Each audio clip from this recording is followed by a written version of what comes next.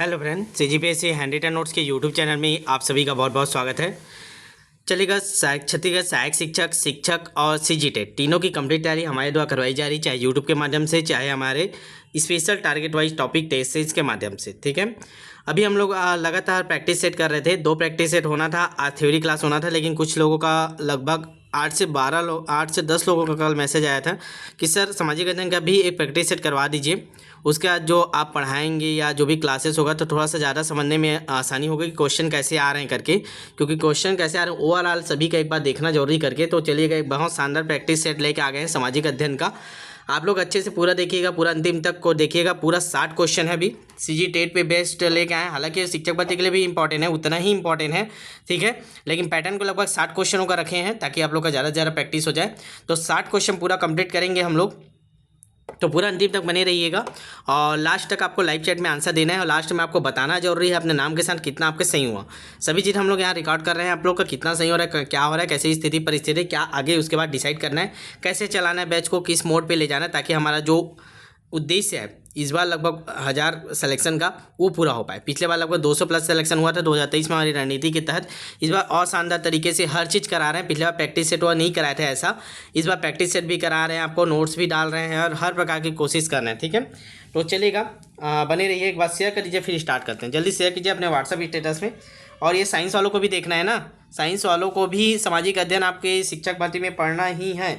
भले अभी CGTET में आपका ये रुक जाता है, लेकिन आपके शिक्षक भर्ती में कॉमन सिलेबस आपको पढ़ना ही पड़ेगा। 20 नंबर में सामाजिक अध्ययन है ये, ठीक है, ये आर्ट्स नहीं है, सामाजिक ज्ञान नहीं है, सामाजिक अध्ययन है, जो आपको सामान्य जानकारी आपको आना ही चाहिए। ठीक है, इसीलिए इसको सिलेबस में डिज़ाइन किया गया है। ठीक है, चलेगा, तो स्टार्ट करेंगे। आप लोग शेयर कर दीजिए। और जिन लोग भी हमारे तक अभी तक बैच से नहीं जुड़े, मैं बार बार बोल रहा हूँ, लास्ट में आपको पछताना ही पड़ेगा, क्योंकि कितना भी आप थ्योरी पढ़ लो, जब तक आप प्रैक्टिस नहीं करोगे, जितना ज़्यादा प्रैक्टिस करो, क्वेश्चन से ही सभी चीज़ आपके दिमाग में सेट होता है। तो अभी भी समय है, आज ही बैच ज्वाइन करें। सहायक शिक्षक 699, शिक्षक 799, सहायक शिक्षक 1299, तीनों में से जो भी बैच आपको सफिशिएंट लग रहा है तुरंत ज्वाइन कर लीजिएगा।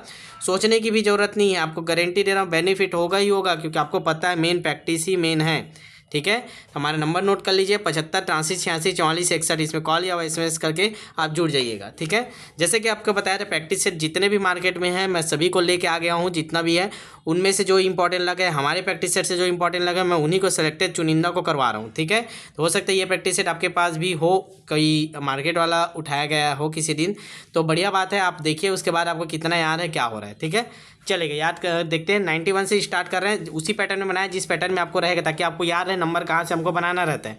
ठीक है, CGTET वाले गलती कर देते हैं कई बार, कई लोग साइंस का भी उसी में दिया रहता है, उसको बनाने लग जाते हैं। आपको सामाजिक अध्ययन में जाना रहता है, 91 से उसको बनाना रहता है। ठीक है, चलेगा, लाइव चैट ऑन कर लीजिए, लगातार देखेंगे, बीच में कोई डिस्टर्ब नहीं होगा, कंटिन्यू उसको कवर करेंगे।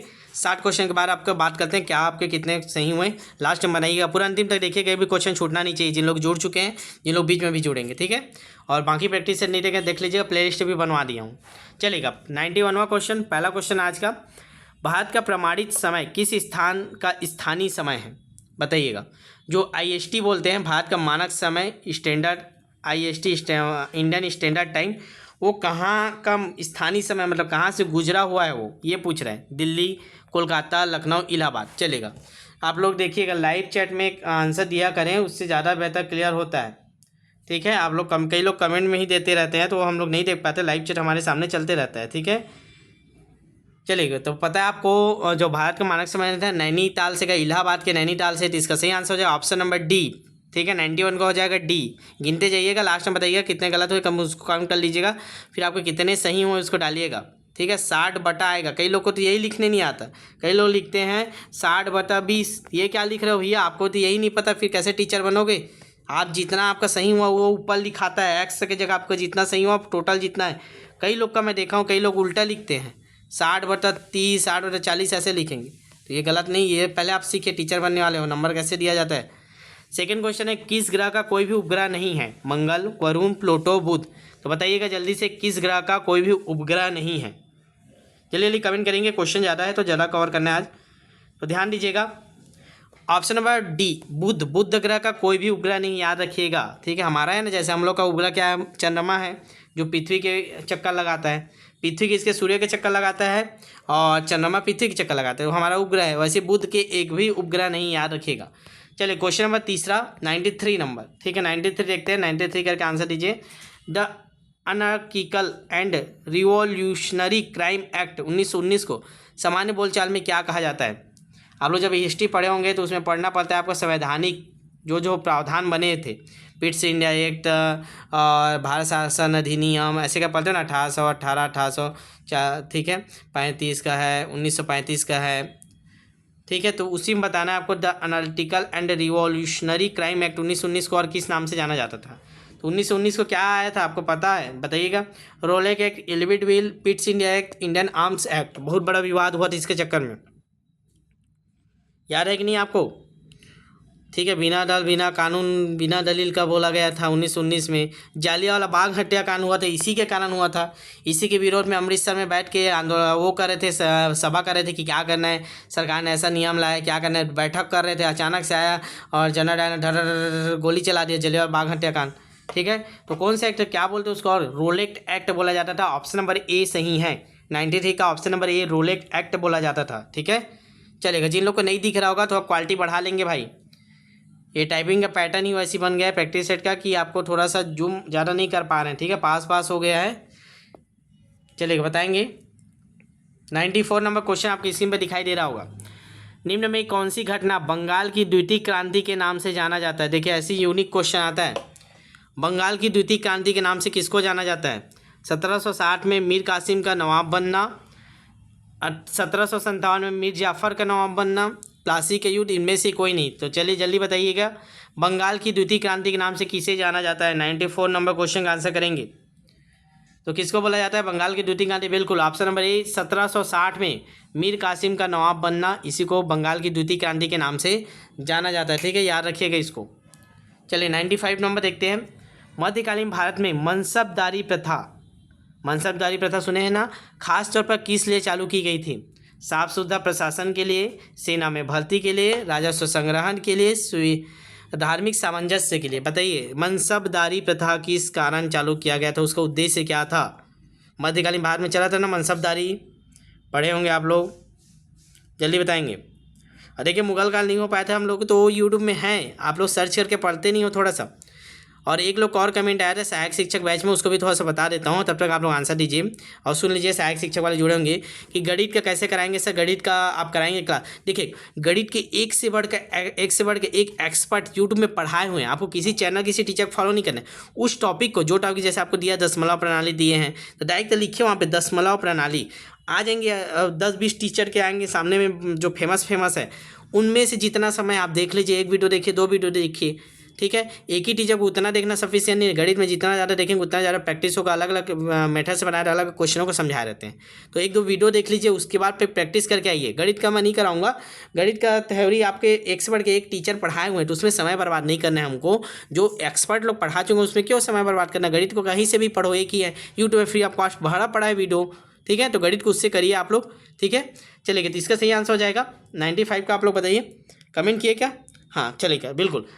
ये देखिए मनसबदारी प्रथा, अब कई लोग राजस्व संग्रहण बोल रहे, नहीं इसके लिए नहीं। मनसबदारी प्रथा आपका साफ सुथरा प्रशासन के लिए हो था, ठीक है, प्रशासन के लिए। 2 मनसबदार 3 मनसबदार ऐसा उनको उपाधि दिया जाता था, प्रशासन के लिए था। इसको ध्यान से पढ़िएगा, मनसबदारी प्रथा यूट्यूब में सर्च मार के पढ़िएगा, तो साफ सुथरा प्रशासन के लिए था उसका उद्देश्य, ठीक है। चलेगा आगे देखते हैं क्वेश्चन नंबर 96। क्वेश्चन नंबर 96 क्या बोलता है? निम्नलिखित में कौन सा गलत सुमेलित है? कौन सा गलत है ये बताना आपको। ब्रह्म समाज राजा राम मोहन राय का था, रामकृष्ण मिशन रामकृष्ण परमहंस का था, आर्य समाज स्वामी दयानंद सरस्वती का था, अहमदिया आंदोलन मिर्जा गुलाम अहमद का था। तो कौन सा गलत है? 3 सही है आपके, केवल एक गलत है, वैसे एक गलत को बताना है आपको। चलिए बताएंगे 96 का, जल्दी आंसर करिए, लाइव चैट में आंसर करिए सभी लोग। अंतिम जब बने रहिएगा, आपके दिमाग में सेट हो जाएगा क्वेश्चन कैसे आते हैं, क्या हम उसी लेवल पे पढ़ रहे हैं कि नहीं, ये समझ में आएगा।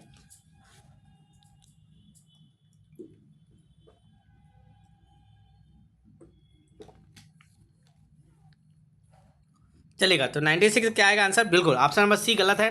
रामकृष्ण मिशन की स्थापना विवेकानंद ने किया था। रामकृष्ण परमहंस उसके गुरु थे। तो ब्रह्म समाज का हम याद कर लीजिए, ब्रह्म समाज का राजा राम मोहन राय ही है। आर्य समाज का स्वामी दयानंद सरस्वती ही है। अहमदिया आंदोलन का मिर्जा गुलाम अहमद ही है। तीनों सही है, हमारा गलत क्या है तो ऑप्शन नंबर सी गलत है। ठीक है, चलिए आगे बढ़ते हैं। Question number 97, independent for India league की स्थापना किसके विरोध में हुई थी? नेहरू रिपोर्ट के, मॉन्टफोर्ट सुधार में, गांधी इनवी समझौता में, होम रूल आंदोलन में। तो बताना है आपको इंडिपेंडेंट फॉर इंडिया लीग की स्थापना किसके विरोध में हुई थी? जल्दी बताएंगे। 97 का आंसर करेंगे फास्ट। क्या है इसका सही आंसर? बिल्कुल option number A, independent for India league की स्थापना नेहरू रिपोर्ट के विरोध में हुई थी। ठीक है, चलिए लास्ट में बताइए कितने सही हुए ना। अंतिम में बने रहिए, एक भी लोग बीच में मत छोड़िएगा। आपका 1 घंटा 40 मिनट का होगा, का 40 मिनट दे देंगे तो आपके दिमाग में सेट हो जाएगा। राज्य सरकारों को कृषि आयकर कौन समानुदेशित करता है? कृषि आयकर राज्य सरकार को कौन देता है, कितना परसेंट देना, क्या करना है, कैसे करके? वित्त आयोग, राष्ट्रीय विकास परिषद, अंतर्राज्य परिषद, भारत का संविधान। तो राज्य सरकारों को कृषि आयकर कौन समानुदेशित करता है? जल्दी बताइए। 98 का क्वेश्चन पढ़िए फिर आंसर दीजिए।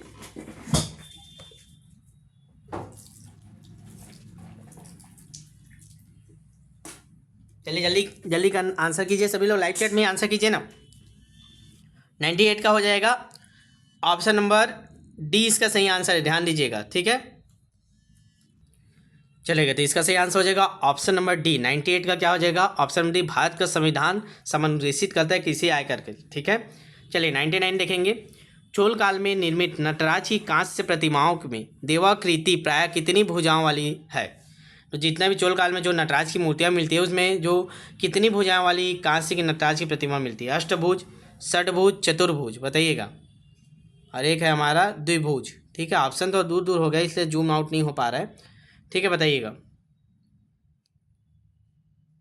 जल्दी बताएंगे। 99 का क्या आएगा?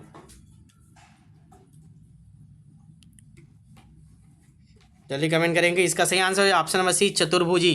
चतुर्भुज नटराज की कांस्य प्रतिमाएं मिलती थी, याद रखिएगा, चोल काल में। ठीक है, तो इसका सही आंसर हो जाएगा ऑप्शन नंबर सी। चलिए क्वेश्चन नंबर 100 देखते हैं। निम्नलिखित में कौन सा कथन असत्य है? आपको बताना है कौन सा कथन असत्य है। ठीक है, पहला ऑप्शन है तिलक ने अप्रैल 1961 ईस्वी में बेलगाम में होम रूल लीग का गठन किया था। दूसरा है एनी बेसेंट ने सितंबर 1916 में मद्रास में अपना होम रूल लीग प्रारंभ किया था। होम रूल आंदोलन के संगठन मंत्री जॉर्ज अरुणडेल थे। उपरोक्त में से कोई नहीं। कौन सा गलत है ये बताना है। चारों ऑप्शन आराम से पढ़िएगा, पढ़े होंगे आप लोग तो। चलिए जल्दी जल्दी कमेंट करेंगे। क्वेश्चन नंबर 100 का आंसर क्या होगा? कौन सा गलत है ये बताना है आपको। तो देखिएगा, इसमें से कोई भी गलत नहीं है। इसका सही आंसर हो जाएगा ऑप्शन नंबर डी, उपरोक्त में से कोई नहीं। ये सभी सही है, तो इसको याद कर लीजिएगा। तिलक ने अप्रैल 1961 में बेलग्राम में होम रूल लीग का गठन किया था, याद रखिएगा। ठीक है, कहाँ किया था? 1961 में बेलग्राम में। बेलग्राम का है, कर्नाटक में है। ठीक है, दूसरा एनी बेसेंट ने सितंबर 1916 में मद्रास से अपना होम रूल लीग प्रारंभ किया था। ठीक है, चलेगा, आगे बढ़ते हैं। चलिए क्वेश्चन नंबर 101 बताएंगे। अप्पा साहब और अंग्रेज की बीच संधि कब हुई थी? तो अप्पा साहब अंग्रेजों के बीच संधि कब हुई थी ये बताना है आपको। आधुनिक इतिहास का ये क्वेश्चन है। ब्रिटिश काल वाला जब आप लोग पढ़ेंगे उसमें आपको ये मिलेगा। 1914 में, 1915 में, 1916 में, 1917 में। तो बताइए अप्पा साहब और अंग्रेजों के बीच संधि कब हुई थी? 101 का आंसर करेंगे जल्दी। तो इसका सही आंसर हो जाएगा ऑप्शन नंबर सी, 1916 में। याद रखेंगे, अप्पा साहब और अंग्रेजों के बीच संधि कब हुई थी? 1916 में। अगला क्वेश्चन है 102। भारत में पहला दूरदर्शन रिले केंद्र कहाँ स्थापित किया गया था? तो भारत में पहला दूरदर्शन रिले केंद्र कहाँ स्थापित हुआ था? जगदलपुर में, अंबिकापुर में, रायपुर में, बिलासपुर में। छत्तीसगढ़ की बात किया, सॉरी छत्तीसगढ़ बताएंगे ना, भारत बोल डाला था। छत्तीसगढ़ में पहला दूरदर्शन रिले केंद्र कहाँ स्थापित हुआ था? बताइए जल्दी। 102 नंबर क्वेश्चन का आंसर। तो छत्तीसगढ़ में पहला दूरदर्शन रिले केंद्र रायपुर में स्थापित हुआ था। इसका सही आंसर है ऑप्शन नंबर बी, रायपुर। ठीक है, चलिए अगला क्वेश्चन 103। सूरत में ब्रिटिश ईस्ट इंडिया कंपनी को देने वाला मुगल सम्राट कौन था? तो सूरत को ब्रिटिश ईस्ट इंडिया कंपनी को देने वाला मुगल सम्राट कौन था? कौन सूरत को दिया था ब्रिटिश ईस्ट इंडिया कंपनी को? बाबर, जहांगीर, अकबर, औरंगजेब। बताएंगे जल्दी इसका आंसर। चलिए जल्दी से आंसर करेंगे इसका। 103 नंबर क्वेश्चन के क्या होगा? तो किसने दिया था? जहांगीर ने दिया था, याद रखेंगे। जहांगीर ने सूरत को ब्रिटिश ईस्ट इंडिया कंपनी को दे दिया था। ठीक है, तो 103 का हो जाएगा ऑप्शन नंबर सी, जहांगीर। ठीक है, चलेगा। क्वेश्चन नंबर 104, समुद्र की सतह से के ऊपर हिमखंड का कितना भाग दिखाई देता है? समुद्र सतह के ऊपर कितने भाग में हिमखंड दिखाई देता है? 120, 1/100, 1/20, 1/10, 1/5, 1/4। तो बताइएगा, समुद्र की सतह के ऊपर कितनी हिमखंड जो बर्फ़ जमा रहता है ना, कितना भाग दिखाई देता है ऊपर से? सतह से की बात करें, सतह से जब देखोगे कितना हिस्सा दिखता है बर्फ़ का? 104, जल्दी बताएंगे। इसका सही आंसर हो जाएगा ऑप्शन नंबर सी, 1/5 हिस्सा दिखाई देता है, याद रखेंगे। क्वेश्चन नंबर 105 करते हैं। निम्नलिखित में भारत के अफगान शासक कौन थे? तो भारत के अफगान शासक कौन थे? इब्राहिम लोदी, मीर कासिम, इल्तुतमिश, सिराजुद्दौला। तो कौन अफगान के शासक थे? मतलब भारत में शासन करते थे, अफगानी शासक कौन थे, ये पूछ रहे ना। क्वेश्चन को समझने की कोशिश किया करें। बिल्कुल, इसका सही आंसर हो जाएगा ऑप्शन नंबर इब्राहिम लोदी। 105 क्या होगा? ऑप्शन नंबर इब्राहिम लोदी भारत के अफगानी शासक थे। क्वेश्चन नंबर 106 देखेंगे। निम्नलिखित में किस नदी को बिहार का शोक कहा जाता है? मोस्ट इंपॉर्टेंट क्वेश्चन, बहुत बार पूछा है। दामोदर नदी को, कोसी नदी को, गंडक को, सोन को। तो किस नदी को बिहार का शोक कहा जाता है? जल्दी से बताएंगे आप लोग, किस नदी को कहा जाता है? तो इसका सही आंसर हो जाएगा ऑप्शन नंबर सी, कोसी नदी को। ठीक है, ध्यान देंगे, कोसी नदी को बिहार का शोक कहा जाता है। 107, निम्नलिखित में से किस नदी को बंगाल का शोक कहा जाता है? एक बिहार का शोक देखिए, कोसी नदी। अब बंगाल का बताइए। दामोदर, गंडक, कोसी, और एक हमारा ऑप्शन अगला है सोन नदी। ठीक है, चलिए बताइएगा। ये टाइपिंग वाला सबको गड़बड़ कर दिया, इसको इधर खिसका दिया रहता तो अभी जूम करके दिखाते बन जाता। ये इसको इधर कर दिया है, दोबारा करवा नहीं सकते। चलिए जल्दी बताइए, इसका बंगाल का शोक किसको बोला जाता है? तो बंगाल का शोक बोलते हैं दामोदर नदी को। बिहार का शोक कोसी नदी, दोनों की याद रखिएगा। बिहार का शोक कोसी नदी, बंगाल का शोक दामोदर नदी। चंद्रनगर किसका व्यापारिक केंद्र था? अंग्रेज का, फ्रेंच का, डच का, पुर्तगाली का? बताइएगा, चंद्रनगर किसका व्यापारिक केंद्र था? तो किसका था? तो ये है फ्रेंच लोगों का था, याद रखेंगे। चंद्रनगर किसका व्यापारिक केंद्र था? फ्रेंच लोगों का। ठीक है, तो 160 का हो जाएगा बी। चलिए क्वेश्चन नंबर 109, फास्ट करेंगे ना जी, 150 तक जाना है अभी हमको।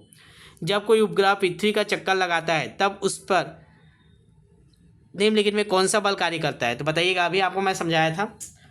जब कोई उपग्रह पृथ्वी का चक्कर लगाता है तो उस पर कौन सा बल कार्य करता है? पृथ्वी और उपग्रह के बीच गुरुत्वाकर्षण बल, चंद्रमा और उपग्रह के बीच गुरुत्वाकर्षण बल, सूर्य और उपग्रह के बीच गुरुत्वाकर्षण बल, अंतरिक्ष और उपग्रह के बीच गुरुत्वाकर्षण बल। किसके बीच गुरुत्वाकर्षण बल काम करता है? जब कोई उपग्रह की बात कर रहे हैं, ये पृथ्वी के चक्कर लगा रहा है, पृथ्वी से मतलब रहेगा ना हमको, और किसी से मतलब रहेगा क्या? जिससे चक्कर लगा रहे हैं उससे मतलब रहेगा। तो चंद्रमा और उपग्रह का मतलब ही नहीं है, सूर्य उपग्रह मतलब ही नहीं, अंतरिक्ष से मतलब नहीं, हमारा पृथ्वी से मतलब रहेगा। हमारा पृथ्वी और उपग्रह के बीच गुरुत्वाकर्षण बल के कारण वो चक्कर लगाता है। तो इसका सही आंसर हो जाएगा ऑप्शन नंबर ए, 109 का हो जाएगा ए। ध्यान दीजिएगा, देखिए सामाजिक अध्ययन में भी ये पोर्शन आता है भूगोल के अंतर्गत। ठीक है, ये साइंस में भी आता है, पर्यावरण में भी आता है, भूगोल में भी आता है। इसीलिए मैं बोला हूँ सब चीज़ आपको पढ़ना है, कुछ भी चीज़ नहीं छोड़ना है, कहीं का कहीं घुसा के पूछ दे रहे हैं। ठीक है, चलेगा। 110 नंबर क्वेश्चन देखेंगे। कोई राष्ट्र सामान्यतः अपनी मुद्रा का अवमूल्यन किस लिए करता है? आपको पता है ना, अवमूल्यन मतलब रेट को कम कर देते हैं जब विदेशी पैसा कम होता है, तो उसी को मेन रीज़न पूछा है क्यों। 4 ऑप्शन देखिए, इकोनॉमी सेक्शन का क्वेश्चन है। अपने भुगतान अवशेष में हुए घाटे को बदलने के लिए, IMF की शर्तों की संतुष्टि के लिए, अपने भुगतान संतुलन के अधिशेष को समाप्त करने के लिए, अपने समग्र आयात को बढ़ाने के लिए, किस चीज़ के लिए मुद्रा का मूल्यांकन किया जाता है? पैसा का जो रेट है, वैल्यू घटाया जाता है। जैसे डॉलर से कंपेयर करते हैं ना, $1 बराबर 80 रुपया, $1 बराबर 82 रुपया, तो कम हो जाता है। $1 द्वारा बढ़ा देगा, $1 में आपका 80-90 रुपये दे देगा, तो उसका वैल्यू कम हो गया पैसे का, डॉलर से तुलना में 90 रुपये हो गया। तो ऐसे क्यों किया जाता है अवमूल्यन? उसी को बोलते हैं अवमूल्यन। समझिए पहले, $1 में आपका 82 रुपये है अभी, अब उसी को हम लोग अपना वैल्यू घटा देंगे, अवमूल्यन कर देंगे, $1 में 90 रुपये देने लगेंगे। तो ऐसा क्यों होता है, मेन कारण क्या है? तो ये आता है ऑप्शन नंबर ए, इसका सही आंसर, अपने भुगतान अवशेष में हुए घाटे को बदलने के लिए। ठीक है, जब आपको इकोनॉमी इसको पढ़ेंगे तब आपको ये समझ में आएगा। ठीक है, चलेगा, आगे बढ़ते हैं। अभी 111 नंबर, निम्नलिखित में कौन सा भारत में शिक्षा के विकास से संबंधित नहीं है? नहीं पूछा है ना। 1813 का चार्टर एक्ट अधिनियम, रेगुलेटिंग एक्ट, 1835 का प्रस्ताव, वुड्स डिस्पैच। तो आपको बताना है कौन सा शिक्षा के विकास से संबंधित नहीं है। 111 नंबर क्वेश्चन का आंसर करेंगे। पढ़े होंगे आप लोग, संवैधानिक जितना भी संवैधानिक प्रावधान आए हुए तो उसको पढ़ लीजिएगा एक बार, 6-7 ठो है। 111 का करेंगे, पूरा दिन तक देखिएगा भाई, बीच में मत छोड़ के जाइएगा, आपको दिमाग में सेट हो जाएगा क्वेश्चन कैसे आता है। नहीं पढ़े या नहीं बन रहा है तो भी देखिए, पूरा देखिए, कोई दिक्कत नहीं, आंसर तो याद हो जाएगा कम से कम 60 क्वेश्चन। तो भारत में शिक्षा के विकास से संबंधित पहले कौन कौन सा ये देख लेते हैं। तो देखिए चार्टर एक्ट है, 1813 में बात किया था, 35 में भी बात किया था, वुड्स डिस्पैच में भी शिक्षा की बात किया था, लेकिन रेगुलेटिंग एक्ट इसमें बात नहीं किया था शिक्षा का। तो हमारा सही आंसर हो जाएगा ऑप्शन नंबर सी। ठीक है, चलिए क्वेश्चन नंबर 12 देखते हैं। 112, छत्तीसगढ़ी भाषा में प्रकाशित होने वाला एकमात्र पत्र कौन सा है जो छत्तीसगढ़ी भाषा में हुआ था। छत्तीसगढ़ सेवक, छत्तीसगढ़ मित्र, दंडकारण्य समाचार, तरुण छत्तीसगढ़। तो आपको बताना है कौन सा छत्तीसगढ़ी में प्रकाशित होने वाला एकमात्र समाचार पत्र था। जल्दी कमेंट करेंगे, जल्दी जल्दी करिए ताकि ज़्यादा से ज़्यादा क्वेश्चन हम लोग कवर कर पाएँ, 60 क्वेश्चन हो जाए आज की क्लास में। तो 112 के क्या हो जाएगा, बिल्कुल ऑप्शन नंबर जी छत्तीसगढ़ मित्र। तो छत्तीसगढ़ी भाषा में प्रकाशित होने वाला एकमात्र पत्र कौन था, छत्तीसगढ़ मित्र, याद रखेंगे इसको। ठीक है, चलिए क्वेश्चन नंबर 113 देख लीजिएगा, थोड़ा वो बढ़ा लीजिएगा, क्वालिटी 380 360 होगा और उसको 480 भी कर लीजिएगा ताकि दिखे, आपको नहीं दिख रहा होगा तो। अगला क्वेश्चन है 113, छत्तीसगढ़ की कौन सी योजना नागरिक उपभोक्ताओं के बिलों के भुगतान विभागों की जानकारी से संबंधित है। ई सेवा योजना, आदर्श ग्राम योजना, इंदिरा हरेली सहेली योजना, राजीव ज्ञानोदय योजना। तो आपको बताना है छत्तीसगढ़ की कौन सी योजना नागरिक उपभोक्ताओं के बिलों के भुगतान और विभागों की जानकारी से संबंध है। ई सेवा योजना, आदर्श ग्राम योजना, इंदिरा हरेली सहेली योजना, राजीव मान ज्ञानोदय योजना। चलिए जल्दी से बताएंगे 113 नंबर क्वेश्चन का आंसर क्या होगा। तो कौन सी योजना नागरिक उपभोक्ताओं के बिलों से भुगतान विभागों की जानकारी संबंध, ये है ई सेवा योजना। ऑप्शन नंबर ए इसका सही आंसर है 113 का, ई सेवा योजना। 114, मौसम किससे कैसे बनता है। पृथ्वी के घूर्णन के कारण, पृथ्वी के परिक्रमण के कारण। ठीक है, उत्तर ग्रह से 23.5 डिग्री अंश पर धुरी के झुकाव के कारण, जो पृथ्वी झुका हुआ है ना 23.5 डिग्री, उसके कारण मौसम बनता है क्या, या 36 से 66 डिग्री अंश धुरी के झुकाव के कारण। तो बताना आपको मौसम कैसे बनता है। बढ़िया क्वेश्चन है, बताइए। तो याद रखिएगा ये परिक्रमण के कारण होता है। ठीक है, घूर्णन और परिक्रमण में आप लोग देख लीजिएगा, समझ लीजिएगा अच्छे से। ठीक है, मैं जल्दी जल्दी अभी आगे बढ़ना है, मेरे को क्वेश्चन कवर करना है। तो याद रखिएगा मौसम कैसे बदलता है, कैसे बनता है, तो पृथ्वी के परिक्रमण के कारण। ठीक है, चलिएगा आगे देखते हैं। सूर्य के चक्कर लगाता है ना, ठीक है, उसी को बोलते हैं। व्यापारिक पवनें किस क्षेत्र में चलती है। अगला क्वेश्चन 115, भूमध्य रेखीय द्रोणी क्षेत्र में, उपोष्ण उच्च दाब में, ध्रुवीय उच्च दाब में, पश्चिमी पवन में। तो बताना है जो व्यापारिक पवनें किस क्षेत्र में चलती है। जल्दी बताएंगे 115, क्वेश्चन नंबर 115। और याद रखिएगा जितने लोग भी देख रहे हैं, चैनल सब्सक्राइब है कि नहीं एक बार चेक कर लीजिएगा भाई। चैनल सब्सक्राइब करके जो बेल आइकन बना है उसको प्रेस करोगे तो क्या बेनिफिट मिलेगा पता है। कोई भी क्लास जब भी अपलोड होगा उसके आधा घंटे पहले आपको नोटिफिकेशन मिल जाएगा कि ये क्लास 9 बजे से चालू होगा, तो 8:30 में आपको मैसेज आ जाएगा कि आज क्लास होगा, चालू होने वाला है। ये बेनिफिट है ताकि आपको कोई भी क्लास लाइव क्लास नहीं छूटेगा। तो चैनल को सब्सक्राइब जरूर करके रखिएगा। जितने लोग देख रहे हैं ना, एक भी लोग नहीं मत छोड़िएगा, नहीं तो आपका नुकसान होगा भाई, क्लास छूट जाएगा। चलिए 115 नंबर जल्दी बताएंगे इसका सही आंसर ऑप्शन बी, भूमध्य रेखीय द्रोणी। तो जो व्यापारिक पवनें होती है वो कहाँ चलती है, तो भूमध्य रेखीय द्रोणी में चलती है। आगे, गंगा के डेल्टा में कौन से वन पाए जाते हैं। टैगा वन, तराई वन, सुंदर वन, सदाबहार वन। तो गंगा के डेल्टा में कौन सा वन पाए जाते हैं, जल्दी बताइएगा। 116 का क्या हो जाएगा, बिल्कुल ऑप्शन नंबर सी, सुंदर वन। गंगा के डेल्टाई वनों में सुंदर वन पाए जाते हैं। ठीक है, चलिए आगे 117 देखते हैं। उच्च तापमान तथा अल्प वर्षा वाले क्षेत्र में उगने वाली वनस्पति को क्या बोलते हैं। जल्दी जल्दी करेंगे आप लोग, टाइम मत लगाइए। चलिएगा क्वेश्चन अगला देखेंगे। 117 नंबर क्वेश्चन आपको दिख रहा होगा। उच्च तापमान, जहाँ का तापमान बहुत ज़्यादा हो और बहुत कम वर्षा हो, वहाँ पे किस प्रकार की वनस्पति होती है। पतझड़ वनस्पति, सदाबहार वन, सदाहरित वनस्पति, घास। जल्दी बताएंगे कौन से वनस्पति पाए जाते हैं। तो इसका सही आंसर हो जाएगा ऑप्शन में, पतझड़ वनस्पति पाए जाते हैं। 118, निम्नलिखित में कौन सा अक्षांश भारत से गुजरता है। भूमध्य रेखा, मकर रेखा, कर्क रेखा, ध्रुवीय वृत्त। तो कौन सा अक्षांश भारत से गुजरता है ये बताना है। जल्दी बताएंगे। 118 का आंसर करें।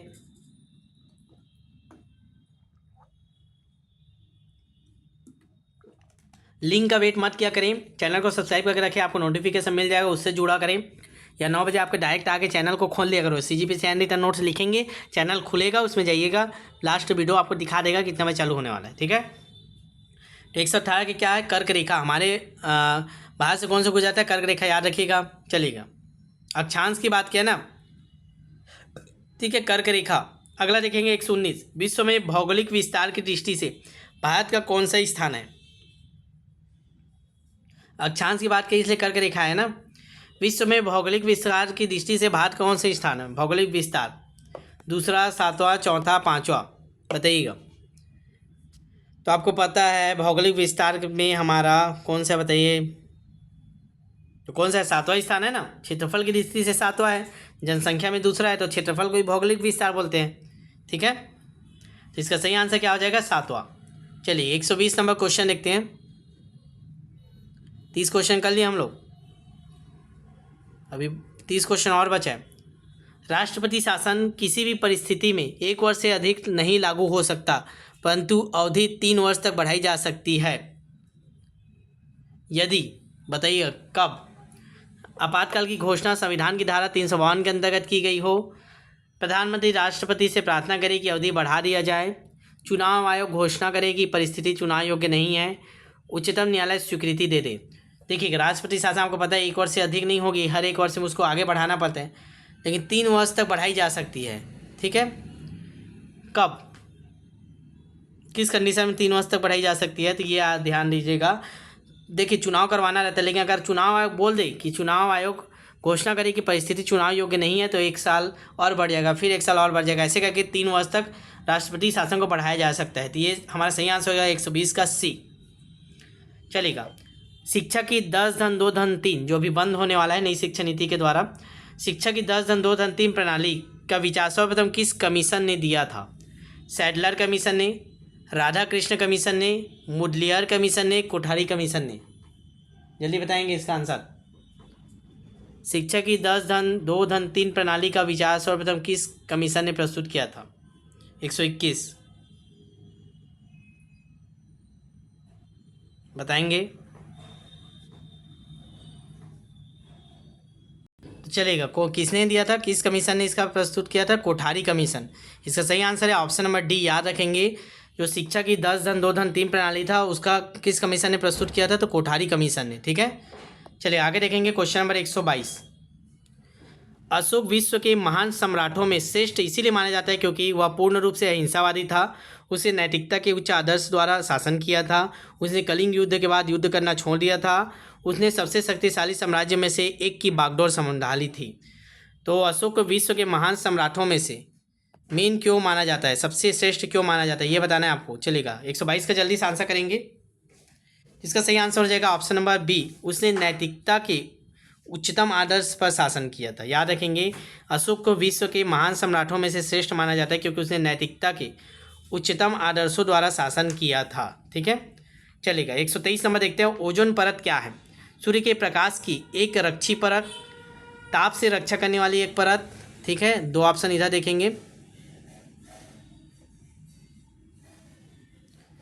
चांदनी की एक रक्षी परत जो पराबैंगनी प्रकाश को फिल्टर करती है। तो आपको बताना ओजोन परत क्या है, जल्दी बताएंगे। 123 नंबर क्वेश्चन का आंसर करेंगे, जल्दी फास्ट करेंगे। तो इसका सही आंसर हो जाएगा 123 का डी, एक रक्षी परत जो पराबैंगनी प्रकाश को फिल्टर करती है। ठीक है, पता है ना, पराबैंगनी जो किरण आते हैं यूवी उसको रोक देती है। ठीक है, और इससे बहुत सारे हमारे स्किन संबंधित बीमारियाँ होती हैं। चलिए क्वेश्चन नंबर 124 बताएंगे। भारत में भारी उद्योग को किस पंचवर्षीय योजना के दौरान प्राथमिकता दी गई थी। तो आपको बताना है कि भारत में जो भारी उद्योग को किस पंचवर्षीय योजना के दौरान प्राथमिकता दी गई थी। पहली पंचवर्षीय योजना, दूसरी पंचवर्षीय योजना, तीसरी पंचवर्षीय, चौथी। जल्दी बताएंगे। 124 नंबर क्वेश्चन का आंसर करिए सभी लोग। तो जो उद्योग है वो कब से चालू हुआ था, जैसे भिलाई स्टील प्लांट ये सब आया था ना, तो दूसरी पंचवर्षीय योजना। याद रखेंगे, उद्योग भारत में दूसरी पंचवर्षीय योजना में प्रमुखता से विषय था। ठीक है। चलिए 125 देखेंगे। राष्ट्रीय दल के रूप में मान्यता प्राप्त करने के लिए किसी पार्टी को कम से कम कितने वैध मत प्राप्त करने होंगे? 4 या अधिक राज्यों में वैध मतों के 10%, 4 या अधिक राज्यों में वैध मतों के 4%, 2 राज्यों में वैध मतों के 15%, एक राज्य में वैध मतों के 15%। तो आपको बताना है कि अगर किसी पार्टी को राष्ट्रीय दल के रूप में मान्यता प्राप्त करना है तो कितने % वैध मत उनको प्राप्त करने होंगे? जल्दी बताएंगे। 125 का बिल्कुल ऑप्शन नंबर सी आएगा। जल्दी कर रहे हैं। 4 या अधिक राज्यों में वैध मतों के 4% उसको चाहिए, तभी उसको राष्ट्रीय दर्जा के लिए वो फॉर्म अप्लाई कर सकता है, मान्यता मिलेगी। ठीक है, चलिए 126 नंबर क्वेश्चन देखेंगे। जाति भेदभाव किस सिद्धांत के विरुद्ध है? स्वतंत्रता के सिद्धांत, नैतिकता के सिद्धांत, विधि के सिद्धांत, सामाजिक समानता और सामाजिक न्याय के सिद्धांत। तो आपको बताना है जाति भेदभाव किस सिद्धांत के विरुद्ध है। 126 नंबर क्वेश्चन का आंसर बताएंगे, जल्दी फास्ट करेंगे। तो देखिएगा, जो जाति भेदभाव है वो सामाजिक समानता और सामाजिक न्याय के विरुद्ध आता है। तो इसका सही आंसर ऑप्शन नंबर डी होगा। जाति भेदभाव किस सिद्धांत के विरुद्ध है? सामाजिक समानता, सामाजिक न्याय के सिद्धांत के विरुद्ध। अगला क्वेश्चन है 127 नंबर। क्या उस व्यक्ति को मंत्री के रूप में नियुक्त किया जा सकता है जो संसद सदस्य नहीं है? नहीं, हाँ, बशर्ते संसद द्वारा ऐसी नियुक्ति का अनुमोदन किया गया हो। हाँ, लेकिन उसे अपनी नियुक्ति के 6 महीने के भीतर संसद का सदस्य बनना हो। तो ये सभी को पता होगा, इसमें समय वेस्ट नहीं करते। आपको पता है कि कोई भी मंत्री संसद का सदस्य नहीं, फिर भी उसको मंत्री ग्रुप में बना देते हैं और बस शर्त ये रहती है कि 6 महीने के अंदर संसद का सदस्य बन जाए। ठीक है, इसका सही आंसर क्या हो जाएगा? Option number D. हाँ, लेकिन उसे अपनी नियुक्ति के 6 महीने के भीतर संसद का सदस्य बनना होगा। ठीक है, चलिएगा 128 नंबर क्वेश्चन करेंगे। फास्ट कर रहे हैं क्योंकि हमको 150 तक पहुंचना है ना। चलिए 128 पहुँचे अभी। एतमादुल्ला का मकबरा कहाँ स्थित है? दिल्ली में, लाहौर में, आगरा में, फतेहपुर सीकरी में। एतमादुल्ला का जो मकबरा है वो कहाँ स्थित है बताना है आपको। जल्दी कमेंट करेंगे। 128 नंबर क्वेश्चन। तो कहाँ है इसका जो मकबरा है? ये आगरा में, याद रखेंगे। ठीक है, चलिए क्वेश्चन नंबर 129। अकबर का सिंहासनोरोहण कहाँ हुआ था? मतलब कब उसका जो राज्याभिषेक होता है सिंहासन पे कहाँ बैठाया गया था? सरहिंद में, पठानकोट में, कलानौर में, पानीपत में। जल्दी बताएंगे इसका आंसर क्या होगा। तो चलिए, कहाँ हुआ था अकबर का सिंहासनोरोहण, या फिर ये बोल सकते हो आप राज्याभिषेक कहाँ हुआ था? जल्दी बताएंगे। 129 नंबर क्वेश्चन का आंसर करेंगे सभी लोग। बिल्कुल कलानौर में हुआ था, याद रखेंगे, कलानौर। ठीक है, चलिए 130 नंबर क्वेश्चन देखते हैं। 130 नंबर क्वेश्चन पढ़ेंगे। महमूद गजनवी के भारत पर आक्रमण के समय कौन उसके साथ आया था? इब्न बतूता, अमीर खुसरो, अल बरूनी या इल्तुतमिश। ठीक है, बताइएगा। महमूद गजनवी के भारत पर आक्रमण के समय कौन उसके साथ आया था? बताना है महमूद गजनवी के समय। जल्दी बताएंगे। 130 नंबर क्वेश्चन का आंसर करेंगे। कौन आया था जी? तो महमूद गजनवी के साथ आया था अल बरूनी, याद रखेंगे। ठीक है, अल बरूनी आया था महमूद गजनवी के साथ। 131। गुलामों की देखरेख के लिए किसने एक पृथक विभाग बनाया था? तो गुलामों का राजा, गुलाम प्रथा कौन चलाया था? बताइएगा। बलबन, इल्तुतमिश, अलाउद्दीन खिलजी, फिरोज शाह तुगलक। बताइए, जल्दी करेंगे, कमेंट करेंगे फास्ट। तो आप सभी को पता है किसने गुलामों की देखभाल के लिए एक पृथक विभाग चलाया था? किसने चलाया था? तो फिरोज शाह तुगलक ने चलाया था, याद रखेंगे। 131 का डी, गुलामों की देखभाल के लिए ना। ठीक है, ये प्रथा तो इल्तुतमिश ने चालू किया, लेकिन देखभाल के लिए किसने एक पृथक विभाग बनाया? फिरोज शाह तुगलक ने। अगला क्वेश्चन 132। शेर शाह की मृत्यु कहाँ हुई थी? चुनार में, अमरकोट में, चित्तौड़ में, कालिंजर में। तो बताना है शेर शाह की मृत्यु कहाँ हुई थी? तो कालिंजर का युद्ध हुआ था ना। ठीक है, 39 में। ठीक, तो शेर शाह की मृत्यु कहाँ हुई थी? कालिंजर में। ऑप्शन नंबर डी इसका सही आंसर है। शेर शाह की मृत्यु कहाँ हुई थी? कालिंजर में। चलिए अगला क्वेश्चन देखते हैं। 133 क्वेश्चन नंबर। 1857 की क्रांति संबंधित क्वेश्चन है। 1857 का प्रथम स्वतंत्रता संग्राम असफल हुआ, क्यों बताना है? क्योंकि भारतीय सिपाहियों के उद्देश्य में एकता की कमी थी, क्योंकि प्रायः भारतीय राजाओं ने ब्रिटिश का साथ दिया, क्योंकि ब्रिटिश सिपाही कहीं अच्छे सज्जिश और संगठित थे, उपरोक्त सभी। तो किस कारण जो 1857 की जो क्रांति था वो असफल हुआ था बताना है आपको। जल्दी कमेंट करेंगे फास्ट। 133 का क्वेश्चन बताइए क्या होगा इसका सही आंसर, क्या होगा? जल्दी बताइए किसका सही आंसर हो जाए। उपरोक्त सभी, ध्यान दीजिएगा। 1857 का प्रथम स्वतंत्रता संग्राम क्यों असफल हुआ था? क्योंकि भारतीय सिपाहियों के उद्देश्य में एकता की कमी थी। सब अपने अपने लिए लड़ रहे थे, कोई अपना किला बचाने के लिए, कोई अपना राज्य बचाने के लिए। उनका उद्देश्य भारत से अंग्रेजों को भगाना नहीं था, अपने आप को सिक्योर करना था। एकता की कमी थी। प्रत्येक भारतीय राजाओं में ब्रिटिश का साथ दे दिया। बहुत सारे जो राजाओं थे ब्रिटिश राजाओं का साथ दिया था। ब्रिटिश सिपाही कहीं अच्छे सज्जित और संगठित थे, ये भी सही है। तो इसका सही आंसर ऑप्शन नंबर डी। ठीक है, चलेगा आगे देखते हैं। 134 निम्नलिखित में किसे भारतीय अशांति का जनक कहा जाता है? तो किसे भारतीय अशांति का जनक कहा जाता है बताइएगा। A.O. ह्यूम को, लोकमान्य तिलक को, दादा भाई नौरोजी को, लाला लाजपत राय को। बढ़िया क्वेश्चन है, अच्छा क्वेश्चन है। निम्नलिखित में से किसे भारतीय अशांति का जनक कहा जाता है? जल्दी बताएंगे। 134 भारतीय अशांति का जनक किसे बोला जाता है? लोकमान्य तिलक को बोला जाता है। ऑप्शन नंबर सी इसका सही आंसर है। भारतीय अशांति का जनक किसे कहा जाता है? लोकमान्य तिलक को। ठीक है, चलेगा। 135 नंबर क्वेश्चन देखते हैं। निम्नलिखित में से किस आंदोलन से गांधी जी संबंधित नहीं थे बताना है आपको। स्वदेशी आंदोलन से, भारत छोड़ो आंदोलन से, खिलाफत आंदोलन से, व्यक्तिगत सत्याग्रह आंदोलन से। तो निम्नलिखित में से किस आंदोलन से गांधी जी संबंधित नहीं थे, ये बताना है आपको। जल्दी बताएंगे। 135 नंबर क्वेश्चन। तो इसका सही आंसर हो जाएगा, देखिएगा, जो स्वदेशी आंदोलन चल रहा था उसमें गांधी जी संबंधित नहीं थे, भारत छोड़ो आंदोलन में संबंधित थे। खिलाफत आंदोलन समय भी आ गए थे, व्यक्तिगत सत्याग्रह के समय भी थे, लेकिन जो स्वदेशी आंदोलन चला था उससे गांधी जी संबंधित नहीं थे। 135 का हो जाएगा ऑप्शन नंबर ए। ठीक है, चलिए अगला देखते हैं। Question number 136।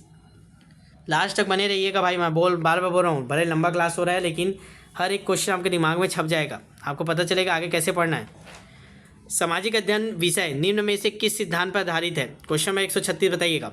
ज्ञान एक इकाई है, ज्ञानहीन मानव सामाजिक नहीं है, ज्ञान समाज का आधार है, इनमें से कोई नहीं। बताइए, सामाजिक अध्ययन विषय निम्न में से किस सिद्धांत पर आधारित है?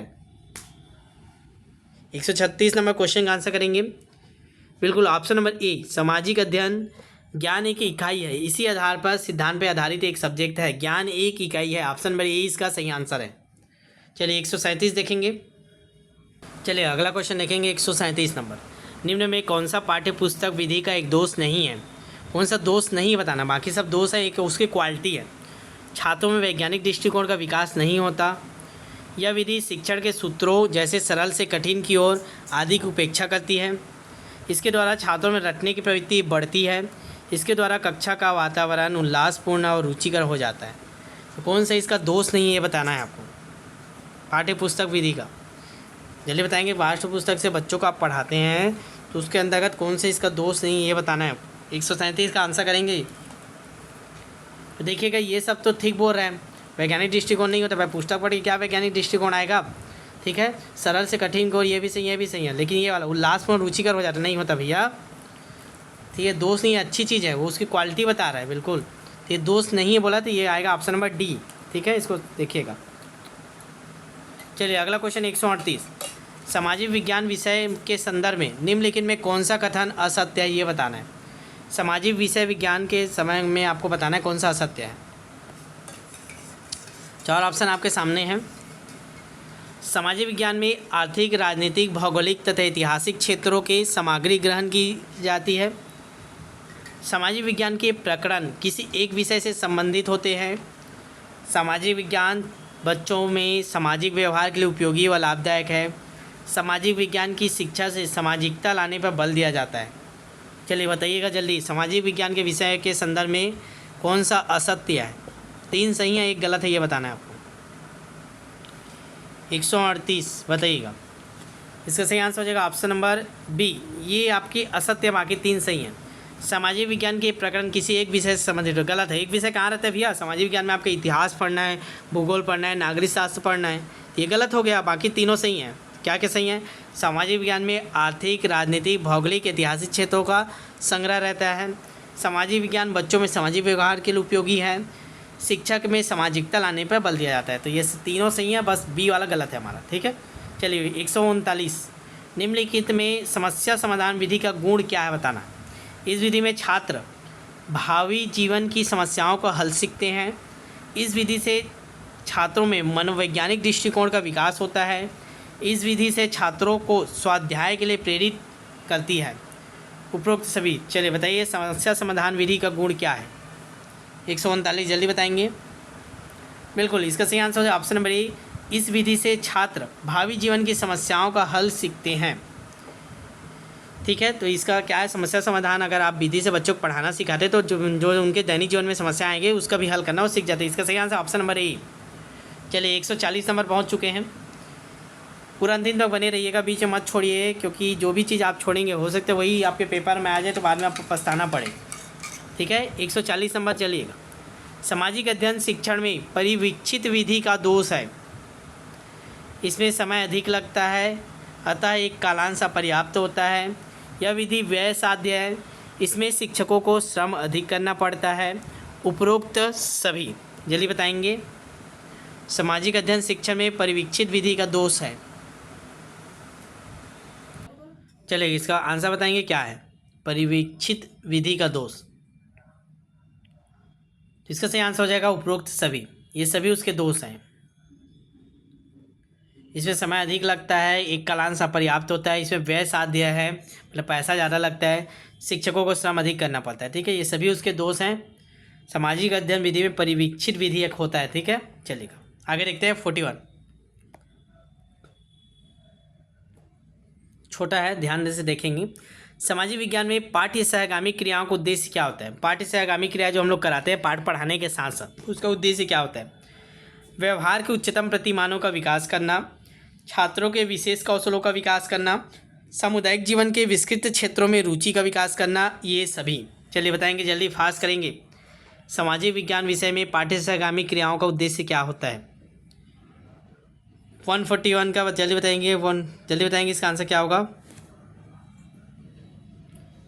तो क्या होता है, ये सभी। ऑप्शन नंबर डी इसका सही आंसर है। पाठ्य सहगामी क्रियाओं का उद्देश्य ये सभी होते हैं। ठीक है, पढ़ लीजिएगा। चलिए आगे बढ़ते हैं। 142 एक आदर्श पाठ्य योजना तैयार करने के लिए शिक्षक को कौन सा ज्ञान आवश्यक है। मनोविज्ञान का, शिक्षण के सामान्य सिद्धांतों का, शिक्षण के सूत्रों का, ये सभी। तो बताना है कि आदर्श पाठ्य योजना तैयार करने के लिए शिक्षक को किसका ज्ञान होना चाहिए। तो सभी का होना चाहिए। ऑप्शन नंबर डी भी इसका सही आंसर आएगा। मनोविज्ञान का, शिक्षण के सूत्रों का, शिक्षण के सामान्य उद्देश्यों सिद्धांतों का भी। ठीक है, चलिए 143 देखते हैं। मनोवैज्ञानिकों के अनुसार सामाजिक अध्ययन शिक्षण के अंतर्गत मानसिक क्रिया का पहलू क्या है। मानसिक क्रिया के अंतर्गत क्या आता है। ज्ञानात्मक शिक्षा, भावनात्मक, क्रियात्मक, ये सभी। तो आप सभी को जब पढ़े होंगे थ्योरी, आपको पता है ये तीनों रूपों में रहता है। जो मनोविज्ञान जो पढ़ते हैं हम लोग, तो ज्ञानात्मक भी होता है, क्रियात्मक, उसके पक्ष बोलते हैं ना, सामाजिक अध्ययन के पक्ष, क्रियात्मक, ज्ञानात्मक, भावनात्मक, तीनों पक्ष होते हैं। इससे इसका सही आंसर ऑप्शन नंबर डी आएगा। ठीक है, चलिए 144 नंबर देखते हैं। सामाजिक अध्ययन शिक्षण में पाठ्य योजना का निर्माण करने से क्या लाभ होता है। उपयुक्त वातावरण तैयार हो जाता है, क्रियाओं का निश्चय होना, आत्मविश्वास के साथ शिक्षण, ये सभी। चलिए बताइएगा जल्दी। 144 का आंसर करेंगे। बिल्कुल ऑप्शन नंबर डी ही आएगा इसका भी, ये सभी। तो पाठ्य योजना निर्माण करेंगे तो आत्मविश्वास के साथ आप कराएंगे, वातावरण तैयार होगा और क्रियाओं का निश्चित होगा। ठीक है, क्या कराना है क्या नहीं कराना है। 145 5 क्वेश्चन और बचे हैं, अंतिम तक बने रहिएगा। ठीक है, लास्ट में बताइएगा आपके 60 में से कितने क्वेश्चन सही हुए। ठीक है, सभी के नाम एंट्री डेली हम लोग कर रहे हैं, देख रहे हैं कौन कितना सही कर रहा है, उसे आपसे आगे प्रोसेस करेंगे। सामाजिक अध्ययन शिक्षण में तत्कालीन मामलों का उद्देश्य है छात्रों के सामान्य ज्ञान की वृद्धि करना, आलोचनात्मक चिंतन का विकास करना, पाठ्य पुस्तकों की विषय वस्तु को आधुनिकतम तथा पूर्ण बनाना, उपरोक्त सभी। चलिए बताएंगे सामाजिक अध्ययन शिक्षण में तत्कालीन मामलों का उद्देश्य क्या है। 145 नंबर क्वेश्चन का आंसर करेंगे। इसका सही आंसर हो जाएगा ऑप्शन नंबर डी, उपरोक्त सभी। छात्रों के सामान्य ज्ञान की वृद्धि करना भी है, आलोचनात्मक चिंतन का विकास करना भी सही है, पाठ्य पुस्तक की विषय वस्तु को आधुनिकतम और पूर्ण बनाना। चलिए 146 देखते हैं। सामाजिक अध्ययन में मूल्यांकन की प्रक्रियाओं को प्रयुक्त करने का कार्य अन्य विषयों की अपेक्षा कैसा है। सरल है, जटिल है, अधिक जटिल है, ये सभी। तो सामाजिक अध्ययन में मूल्यांकन की प्रक्रियाओं को प्रयुक्त करने का कार्य अन्य विषयों की अपेक्षा कैसा है। तो अन्य विषय की अपेक्षा जटिल है, क्योंकि इसके बहुत सारे पक्ष होते हैं सामाजिक अध्ययन का। ठीक है, तो ऑप्शन नंबर सी आएगा इसका सही आंसर। 147 क्वेश्चन अंतिम तक बने रहिएगा, बताइएगा और चैनल को सब्सक्राइब करके रखिएगा ना, ताकि जो भी क्लास हो आपको समय से मिल जाए नोटिफिकेशन। लोकतंत्र एक ऐसी शक्तिशाली और महान विचार है जिसकी मानव ने अनुभूति की है। इस विचार की महानतम शक्ति किस बात में निहित है? मनुष्य में स्वयं को शासित करने की इच्छा, दमन के स्थान पर सहयोग पर बल दिया जाए, प्रत्येक व्यक्ति स्वयं दायित्वों को ग्रहण करे, उपरोक्त सभी। चलिए जल्दी बताएंगे 147 का क्या होगा। तो वो 147 का सही आंसर होगा ऑप्शन नंबर डी, उपरोक्त सभी आएगा इसका सही आंसर। ठीक है, चलिए 148, सामाजिक अध्ययन शिक्षण के अंतर्गत इकाई योजना का निर्माण करते समय निम्न में से किस पर ध्यान देना आवश्यक है? शिक्षण बिंदु संक्षेप में लिखे जाए, इकाई के अंतर्गत विद्यार्थियों को ज्ञान अर्जन के पर्याप्त अवसर मिलने चाहिए, उद्देश्य आधुनिक महत्वाकांक्षी नहीं होने चाहिए जिसकी संप्राप्ति कठिन हो, उपरोक्त सभी। चलिए बताइएगा 148, इसका सही आंसर हो जाएगा ऑप्शन नंबर डी, उपरोक्त सभी। ठीक है, 149 देखते हैं, सामाजिक अध्ययन शिक्षण में अवलोकन विधि का महत्व है। छात्र छात्राओं की उत्तम विधि है अवलोकन विधि। ये प्रत्यक्ष रूप से उपयोगकर्ता के संपर्क में रहता है, व्यवहारिक ज्ञान की प्राप्ति होती है, ये सभी। चलिए बताइएगा इसका सही आंसर 149 का। अवलोकन विधि का महत्व क्यों है सब ज़्यादा बताएंगे? अवलोकन विधि के बारे में क्वेश्चन बनता है, तो इसका सही आंसर क्या हो जाएगा? ऑप्शन नंबर डी, ये सभी इसकी महत्व को बढ़ाते हैं। ये प्रत्येक छात्र छात्राओं के लिए उत्तम है, प्रत्यक्ष रूप से जो प्रयोग करता है उसके संपर्क में रहता है, व्यवहारिक ज्ञान की प्राप्ति होती है, ये सभी इसका सही आंसर है। 150, वह विधि जिसमें छात्र एवं अध्यापक विचारों का आदान प्रदान करते हैं क्या कहलाता है? प्रश्नोत्तर विधि, विचार विमर्श विधि, प्रायोजना विधि, ये सभी। जल्दी बताएंगे 150 नंबर क्वेश्चन का आंसर क्या होगा। वह विधि जिसमें छात्र अध्यापक विचारों का आदान प्रदान कहलाता है क्या कहलाता है? विचार विमर्श विधि। ऑप्शन नंबर बी इसका सही आंसर है। तो ये हमारे 150 क्वेश्चन कंप्लीट हुए। ठीक है, तो देख लीजिएगा कितने आपके सही हुए 60 में। ठीक है, उसको लास्ट में अपने नाम लिखिए और x बटा जितने आपके सही हुए उसको ऊपर लिखिए, बटा 60 करके आप लोग डालिए। सभी लोग डालिएगा अनिवार्य रूप से। ठीक है, जितने लोग भी जुड़े हैं चैनल को सब्सक्राइब करके जाइएगा ताकि जो भी क्लास अपलोड हो आपको नोटिफिकेशन मिल जाए।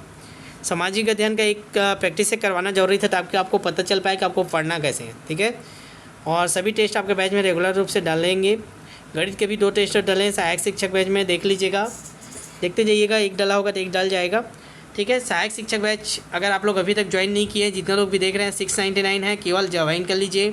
शिक्षक 799, दोनों बैच 1299। सीजी टेट वाले भी ज्वाइन कर लीजिएगा। अभी भी आपसे पास 25 दिन का समय है। 25 दिन में इतना प्रैक्टिस हो जाएगा कि आपके कम से कम जो 4-5 नंबर से चूक जाते हैं वो चूकने के लिए आपको थोड़ा सा सोचना नहीं पड़ेगा। आप लोग आगे बढ़ेंगे, उस चीज़ से बच जाएंगे आप लोग। ठीक है, तो 20-25 दिन भी आपके लिए बहुत बेनिफिट है, उससे जुड़ जाइए। उसके बाद आपका टीचर भर्ती तक बैच चलेगा ही चलेगा। आपको एक बार तो फीस देना है, आप सीजी टेट क्वालीफाई हो जाएंगे, उसके बाद जुड़ेंगे तो भी यही पैसा देना है। तो तैयारी तो करना ही है, DED किए हैं तो जुड़ जाइए। ठीक है, देख लीजिएगा ये हमारा नंबर है 75 83 86 44 61। और जितने लोग भी क्लास देख रहे हैं सभी की स्टेटस में ये क्लास आज दिखना चाहिए मेरे को। मैं बार बार बोलता हूँ, जितने हमारे बैच वाले स्टूडेंट सबका नंबर सेव है, सबकी स्टेटस दिखता है, तो आप लोग डाल दिया करें। 1 मिनट का समय लगता है, उसी को देख के हमारी टीम और मोटिवेशन होता है और बेहतर प्रैक्टिस सेट लाने के लिए और मेहनत करने के लिए हर चीज़ थोड़ा सा उत्साहित होती है कि बच्चे में भी उत्सुकता है, वो भी हमारा साथ दे रहे हैं। तो शेयर कीजिए दबा के, आज दबा के कम से कम 50 स्टूडेंट का रजिस्ट्रेशन होना चाहिए आज। ठीक है, अपने आसपास कम से कम 2-2 लोग का रजिस्ट्रेशन करवाइए आज आप लोग। ठीक है, ताकि और बेटर कर पाएँ। जो बोलेंगे वो हर चीज़ करेंगे। प्रैक्टिस सेट बोले यूट्यूब में भी प्रैक्टिस सेट कराने, टेस्ट में भी कराने, मेन क्वेश्चन प्रैक्टिस है। ध्यान दीजिए, यूट्यूब में भरा पड़ा है क्लासेस, थ्योरी वहाँ से देखिए आप लोग और जितना ज़्यादा प्रैक्टिस कीजिए, क्योंकि वहाँ लेवल के प्रैक्टिस नहीं कराते, जहाँ से पाए वहाँ से करवा देते हैं। ठीक है, चलिए मिलते हैं नेक्स्ट वीडियो में, तब तक के लिए ऑल द बेस्ट। जल्दी से डालिए, कमेंट बॉक्स में डालिए, इसे मत डालिए, लाइव चैट में कमेंट में डालिए, वहाँ नाम और अपना कितना सही हुआ। ठीक है, चलिए।